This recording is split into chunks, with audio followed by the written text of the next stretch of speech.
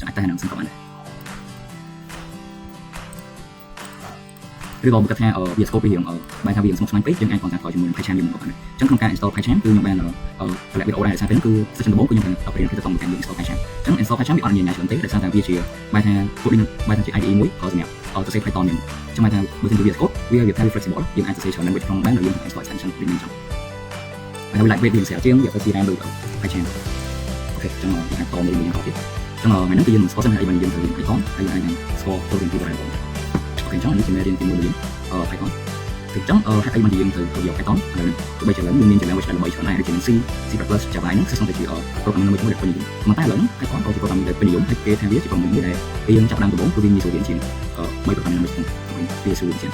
ចឹងមូលហេតុនោះគឺ program វានៅតែជា domain programming language ហើយរបស់វាគឺយើងអាចបែរថាយើងអាច Python ទៅសេបើសិនជាយើងចេះ fundamental ហើយយើងអាចយកវាទៅរៀនជាមួយ field ច្រើនទៀតដូចជា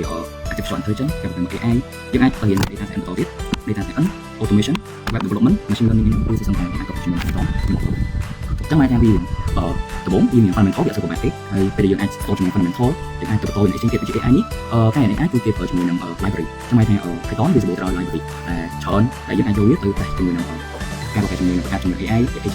ការ train machine ចឹងតែអាហ្នឹងជាអីគេចឹងAI នេះគឺ focus ទៅលើ machine ដែលវាបានធ្វើថាដោយបានធ្វើថាណាមួយដែល require ឧទាហរណ៍យកធ្វើការងារមួយជាច្រើនពីមុនគឺយើងធ្វើការកំណត់យើងធ្វើតែឥឡូវហ្នឹងគឺ AI គឺបានថាវាធ្វើថាហ្នឹងអាចចាំបាច់មិនទៀតទេចឹងនៅក្នុងបែរថា AI នេះគឺយើងនឹងធ្វើការយក library ផ្សេងៗមករៀនពេលយើងចប់រៀននេះអាចធ្វើការឧទាហរណ៍ library ជា scikit-learn classification អញ្ចឹងទៅ deep learning អញ្ចឹងទៅអាហ្នឹងក៏ជា technical word ឬក៏ library យើងធ្វើការរៀនទៀតហើយ data science ក៏ដូចគ្នាយើងធ្វើការបើមិនយើងអាចចេះ basic យើងអាចតទៅ data science បានដោយវាច្រើនយើងផ្ដោតទៅលើការរៀនពីមុនដើម្បីយើង clean នៅនេះយើងបែរថា analyze ហ្នឹងគឺយើងវាតម្លៃទៅមកយើង visualize data ហើយអាហ្នឹងគឺគេបង្កើតជា library បែរថាគេអត់ទៅ